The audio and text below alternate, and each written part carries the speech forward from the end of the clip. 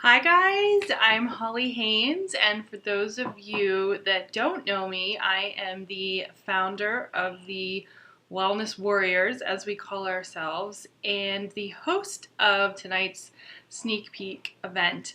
And I just wanted to take a minute to share my story and the fears that I had and still have sometimes about signing up for coaching. So, a little bit about me. I have been a coach for about a year and a half. Although when I signed up for the discount and wasn't quite sure how I was going to fit the business building of coaching into my life. And so I didn't really start the business building until probably, I would say, truly November of 2015. So I haven't even really done a full year of sort of the business building aspect yet.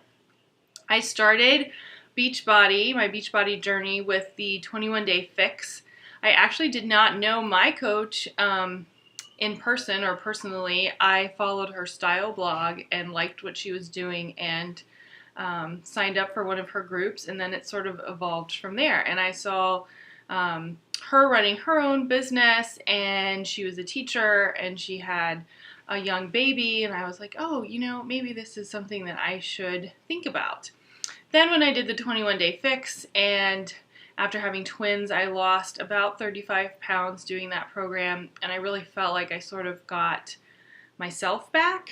I know that sounds silly, but I think after you have twins, or any baby for that matter, you feel sort of out of it. And I just didn't really know how to get my groove back. And this program, the 21-day fix, and the community of women that sort of brought us all together was really what I needed to just sort of find myself again. So I jumped into coaching and then started to see what it was doing for others around me, and then decided to take a stab at building the business earlier this year. So that's sort of where I'm at.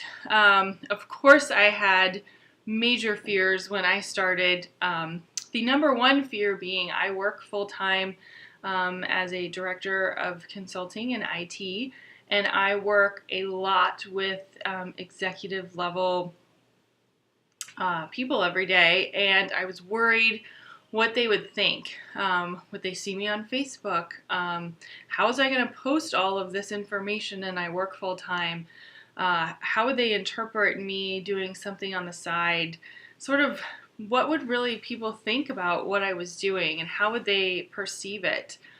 The other thing that always crosses my mind and still does is how am I going to find enough time to do this? And I know Megan talked about that a little bit, but it's still something that obviously you think about because you want to be very careful with where you spend your time. And then the third thing was, for me personally, is I was still on and still am on my fitness journey. I probably have another, 15 pounds to lose before I get to my goal weight. I feel like I live a very healthy lifestyle, but I'm not 100% where I want to be, and I'm always trying to improve. And so I, was worried, well, how am I going to portray that I'm this fitness coach when I don't have a six-pack? And I mean, I definitely have muscle, and I definitely feel healthy, but I'm maybe not what you would see in Shape magazine, let's say. So those are sort of my top fears. I will tell you how I addressed them is I ignored them. And honestly, I mean, I do think about it a lot, but deep down inside, there was this little tug in my heart that said, you should try this. You really should try this. It's an amazing fit. There's no pressure. It helps keep me accountable, and it helps people. And the number one reason why I became a consultant in my career was to help people. So why in the world would I not try this when I have had such amazing results and all I'm doing is helping people? So for me, whenever I sort of get into that, oh my God, what are people going to think? I always think about, well, what if somebody didn't tell me about their story? What if my coach never shared her story and I never tried 21-day fix and I never lost 30 pounds and I never figured out that I could work from home and drop my gym membership, and I never figured out that I could work out with my kids, and I never figured out how to eat healthy and work and pack my lunch, and all of these things that I'm doing now, I would have never done if she wouldn't have shared her story. So I feel like it's my responsibility, regardless of my fears, to get out there and just share my story. And if it works out, it works out. And if it doesn't, it's fine, because I feel 100% okay with sharing my story. I'm not trying to sell things. I'm not trying to push people. All I'm doing is telling people what I'm doing and what has worked for me. That's it. If they're interested, great. If not, I move on. So that's sort of how I faced my fears.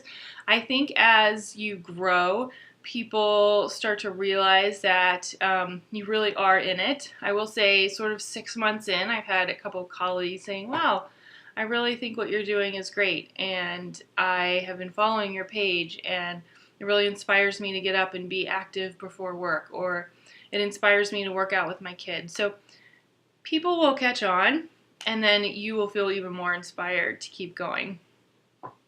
I would just encourage you again, and it sounds silly, but I get this tug in my heart, and I feel like I just have to try. It doesn't hurt to try, and you're always going to have fears. There's always going to be room for improvement, so just try and see what you think. So that's my story. I would love to answer every questions you have, and yeah, let's address those fears and jump right in. Bye.